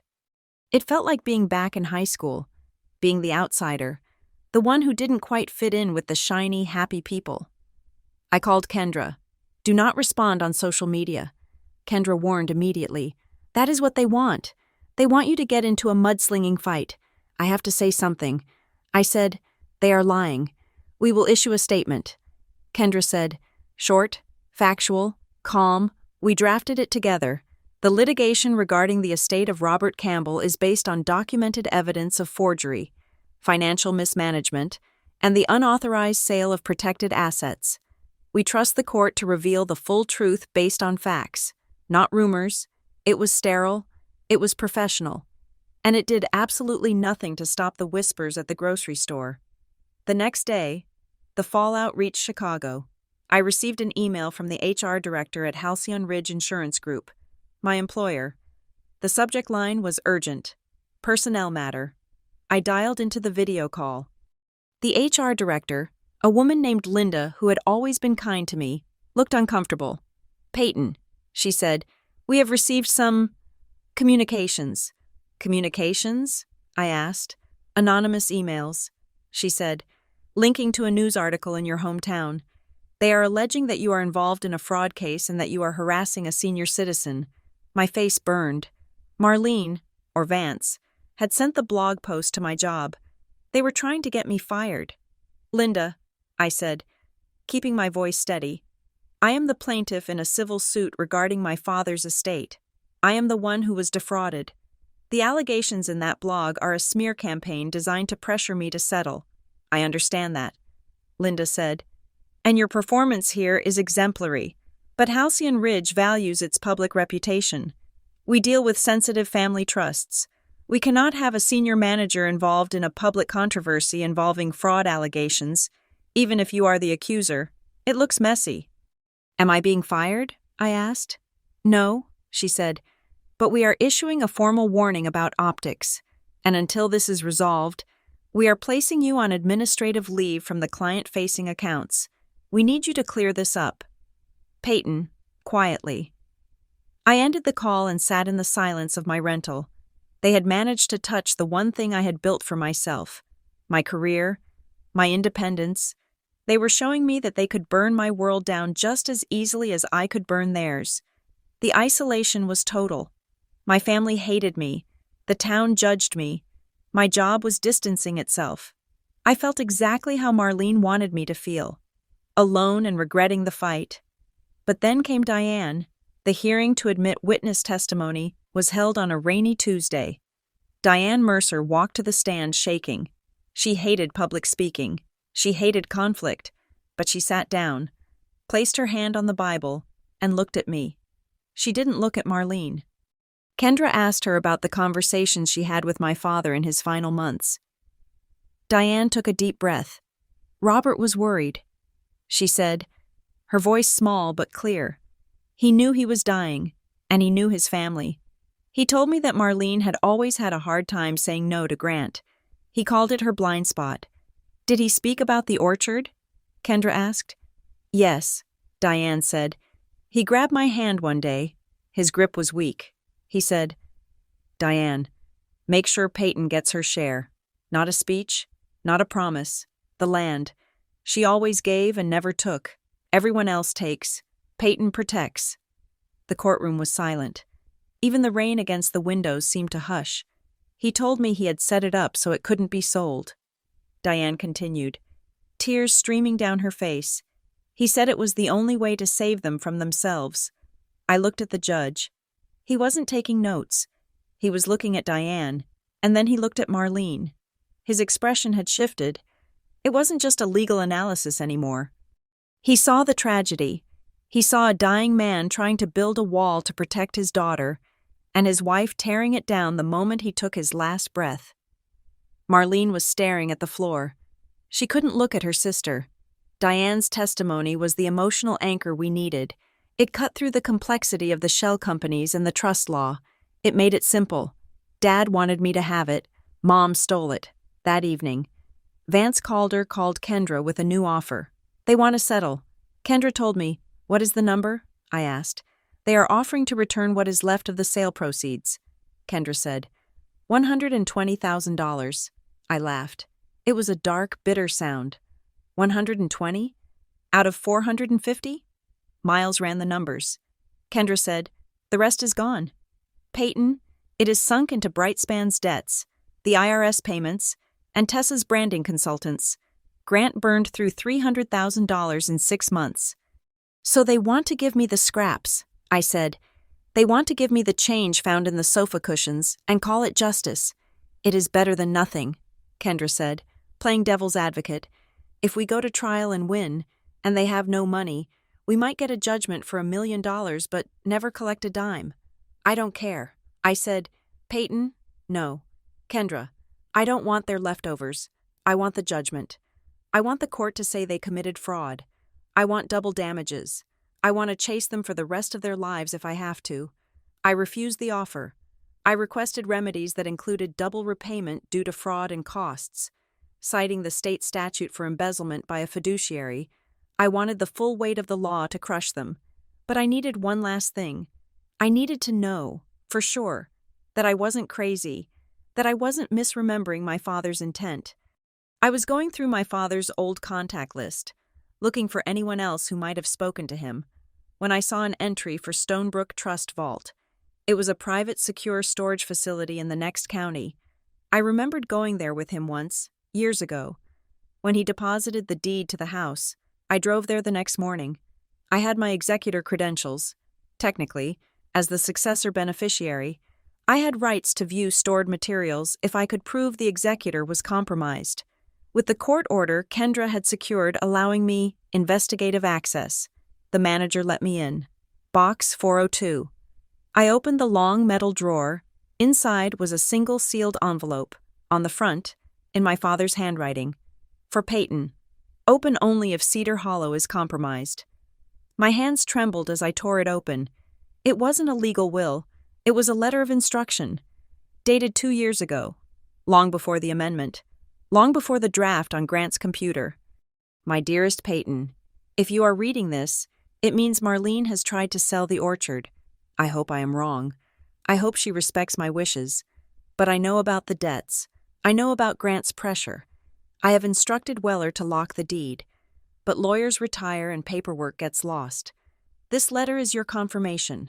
I am leaving the orchard to you not just as an asset, but as a test. If they try to take it, you must fight them, not because of the money, but because if you let them take this, they will take everything else you build in your life. Do not be the reasonable one this time. Be the fighter. Love, Dad. I sat on the cold concrete floor of the vault room and wept. He knew. He had foreseen the exact sequence of events. He knew Marlene's weakness and Grant's greed. He knew they would try to gaslight me into being reasonable. He had planted this letter like a seed, waiting for me to find it. It wasn't just a property dispute anymore. It was a deliberate, orchestrated plan that my family had enacted, counting on the fact that I would be too polite, too busy, or too responsible to make a scene. They had bet against me. They had bet that I would fold. I wiped my eyes and stood up. I clutched the letter in my hand. I wasn't going to fold. I was going to raise the stakes. I drove back to Kendra's office and placed the letter on her desk. This goes into evidence, I said. Kendra read it. Her eyes widened. This proves premeditated concern, she said. It proves your father explicitly anticipated this breach of trust. It destroys Marlene's I didn't know defense completely. We are going to the final hearing, I said, and we aren't just asking for the money, we are asking for the constructive trust over everything. Grant's company, Marlene's accounts, Tessa's brand. We are taking it all back. I realized then that the case had shifted. I wasn't just fighting for restitution, I was fighting to break the cycle. I was fighting to prove that being the good child didn't mean being the victim. I walked to the window and looked out at the town that had turned its back on me. Let them talk, I thought. Let them write their blog posts. When I am done, the truth will be the only thing left standing. The courtroom for the final hearing felt different. The air was thinner, sharper. The gallery, which had been sparsely populated during the initial motions, was now uncomfortably full. I saw Mrs. Higgins from the church. I saw the barista from Lark Lime. I even saw my ex-husband, Colin, sitting in the back row, arms crossed, watching with the hungry curiosity of a man waiting for a car crash. Marlene sat at the defense table, but her posture had collapsed.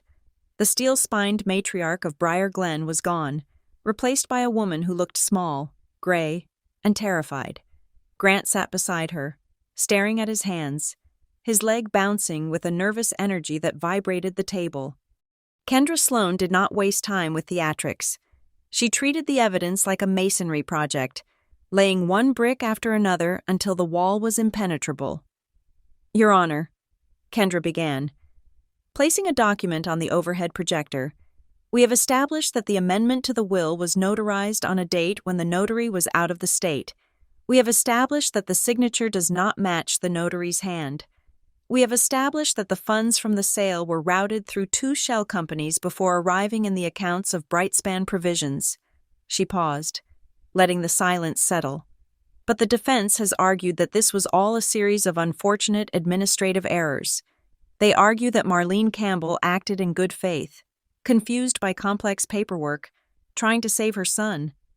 Kendra walked to the plaintiff's table and picked up the envelope I had retrieved from Stonebrook Trust Vault. This letter, entered into evidence as Exhibit G, was written by the deceased, Robert Campbell, 2 years prior to his death. It was stored in a secure vault with instructions to be opened only if the Cedar Hollow orchard was sold or threatened. Kendra opened the letter and began to read. Her voice was steady, but it carried to every corner of the room. "My dearest Peyton, if you are reading this, it means Marlene has tried to sell the orchard. I hope I'm wrong, but I know about the debts. I know about Grant's pressure. I am leaving the orchard to you not just as an asset, but as a test. If they try to take it, you must fight them." I watched Marlene as the words filled the room. She flinched as if she had been struck. She covered her mouth with her hand, her eyes squeezing shut. The narrative she had built, the story of the loving wife doing what her husband would have wanted, evaporated instantly. My father had spoken from the grave, and he had called her out by name.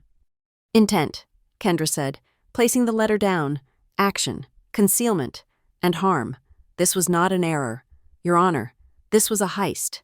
Mr. Sterling, the lead attorney for Bracken Road Development, stood up quickly. He looked like a man trying to put out a fire with a squirt gun. "Your Honor," he said, smoothing his tie, "in light of this new evidence regarding the internal family dynamics, Bracken Row is prepared to discuss unwinding the transaction. We are innocent third parties here.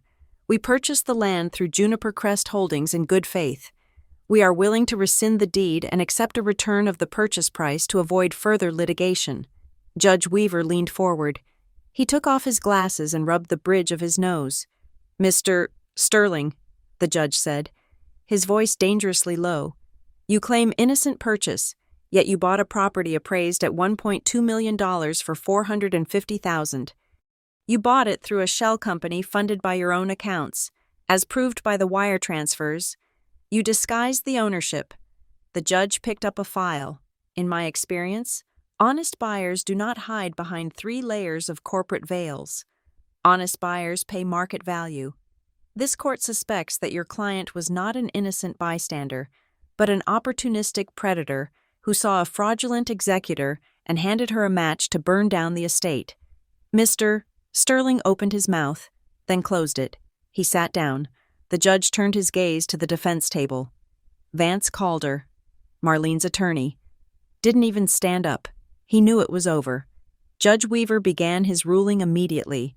He didn't need to deliberate.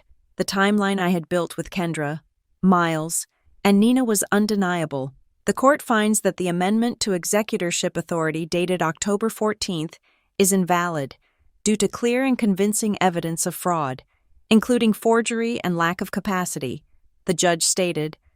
He looked at Marlene. "Mrs. Campbell, you breached your fiduciary duty in the most egregious manner possible. You engaged in self-dealing. You conspired to defraud a beneficiary, and you attempted to conceal your actions through a complex financial shell game." Marlene let out a small, strangled sob. "Therefore," the judge continued, "the court orders the immediate rescission of the sale. The deed to Cedar Hollow is returned to the estate of Robert Campbell." He turned to Grant. "As for the proceeds, The court is imposing a constructive trust over all funds derived from this sale.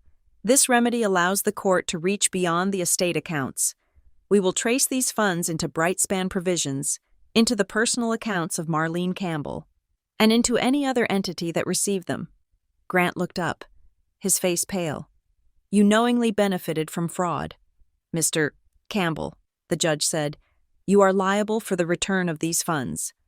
If the money is gone, your assets will be liquidated to satisfy the debt.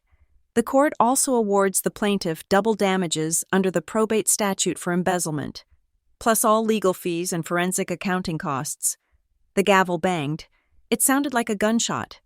The room erupted into movement. But I sat still. I watched the bailiff move toward the defense table to hand them the preliminary judgment papers. I watched Grant put his head in his hands. I watched Marlene stare blankly at the wall. Her life as the respectable widow officially over. The aftermath was swift and brutal. Brightspan Provisions was frozen within the hour. The court order locked every bank account associated with Grant's company. His trucks, his inventory, his accounts receivable. Everything was seized pending a forensic audit to recover the stolen inheritance. I walked out of the courtroom and found Grant standing near the water fountain. He looked like a child who had lost his mother in a supermarket. He was trembling. Peyton, he said when he saw me. I stopped. I didn't approach him.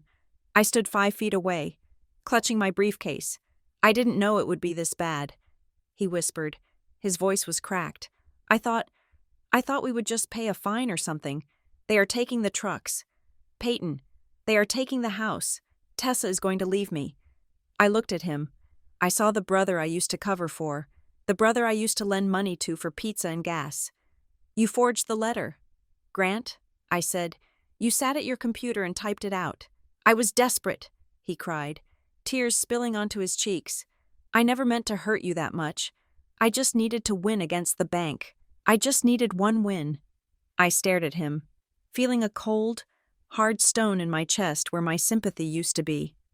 You didn't just want to win against the bank, I said softly. You wanted to win against me. You wanted to prove that you were the one who mattered. I walked past him. You meant to win. I repeated. And now you have lost everything. I turned the corner and ran into Marlene. She was standing alone by the window, looking out at the rain-slicked parking lot. Vance Calder had already left. He had likely realized his billable hours were never going to be paid. Marlene turned to me. Her eyes were red, rimmed with dark makeup that had smeared. She looked old. For the first time, she looked every minute of her age. Are you happy? She asked. Her voice was brittle. No. Mom. I said, I am not happy. I am tired. She let out a bitter laugh. You were always so independent. Even when you were little, you never needed me to tie your shoes. You never needed me to help with your homework. You just did it. Is that a crime? I asked. It is for a mother, she said. She looked at me with a terrifying intensity. Grant needed me. He was a mess, but he was my mess. He would call me 3 times a day. He would ask my advice. He made me feel necessary. I felt a chill run down my spine. You sold the orchard because you were afraid he would leave you? I asked. I was afraid he would fail, she said. And if he failed, he would hate himself. And if he hated himself, he might drift away. I couldn't lose him. Peyton, I already lost your father. You were already gone, living your big life in the city. Grant was all I had left. You had me. I said, my voice shaking. I was right here. I called you every Sunday. You didn't need me, she whispered. You were fine. You are always fine. I realized then the depth of her dysfunction. Her love wasn't about connection. It was about dependency. She loved Grant because he was broken, because his brokenness gave her a purpose. She resented me because I was whole. My stability was an insult to her need to be the savior. You are right, Mom. I said, I don't need you. Not like that. I walked away. I left her standing by the window. a woman who had burned down her own house just to keep her favorite child warm. The repayment terms were catastrophic for them. The court's calculation was precise. The original value of the orchard was appraised at $1.2 million because the sale was fraudulent. The estate was entitled to the return of the land, plus damages for the loss of use and the embezzlement. The double damages provision for fraud brought the financial judgment against Marlene and Grant to nearly $900,000 in cash penalties, on top of the return of the land. Practically speaking, they were paying twice the price. Marlene was forced to list the family home, the sprawling craftsman I had grown up in, to satisfy the judgment. Severn Ridge Credit Union called her personal loan, and with her assets frozen by the court, she had no way to refinance. Grant declared personal bankruptcy. Brightspan Provisions was liquidated. The trucks were auctioned off to a competitor in the next county. I received the first wire transfer a month later. It was the recovered cash from the frozen accounts, followed by the proceeds from the liquidation of Grant's assets. The money hit my account, a new protected trust account I had set up with Kendra, with a silent, digital ping. I looked at the number on the screen. It was a lot of money, enough to pay off my condo in Chicago, enough to take a year off work. I felt nothing. I sat in my rental kitchen and drank cold coffee. I had won. The twice-the-price goal had been achieved. I had the land, I had the money, I had the vindication. But justice didn't feel like a celebration. It felt like a hollow quiet. The money didn't buy back the Sundays I had spent calling a mother who was plotting against me. It didn't fix the memory of my brother screaming that I was selfish. It didn't bring my father back to see that I had passed his test. I had cut out the rot. But I was left with a scar that ran the length of my family tree. Tessa didn't stay to help Grant pick up the pieces. 2 weeks after the verdict, the rumors started swirling in Briar Glen. Tessa had moved back in with her parents in Ohio. Then, I saw a post on LinkedIn. She had updated her profile. Founder, Ivory Oak Events, Columbus, Ohio. She had taken the Cedar Hollow Weddings business plan, stripped my family's name off it, and launched it somewhere else. She had fled the blast radius the moment the check bounced. I watched Grant from a distance one day as he loaded a box of personal items into his beat-up sedan outside the foreclosed office of Brightspan. He looked older, heavier. He didn't look like a CEO anymore. He looked like a man who had been told yes his entire life and was finally hearing no. Some people run. I thought, some people carry the weight. I was carrying it. Marlene was carrying it. Grant was being crushed by it. Tessa was just outrunning it. In the final scene of this chapter of my life, I drove out to Cedar Hollow. It was late autumn.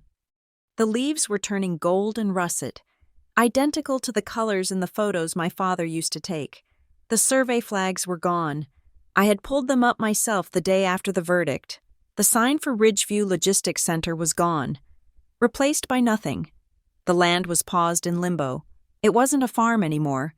The trees had been neglected for 2 seasons, and the fruit was small and spotted. But it wasn't a parking lot. It was breathing. I walked through the rows, my boots crunching on the fallen apples. The air smelled of fermentation and earth. I thought about what my father wanted. Stability. He had written, not a speech. He didn't want me to become a farmer. He knew I had a life in Chicago. He didn't want me to be tethered to a tractor.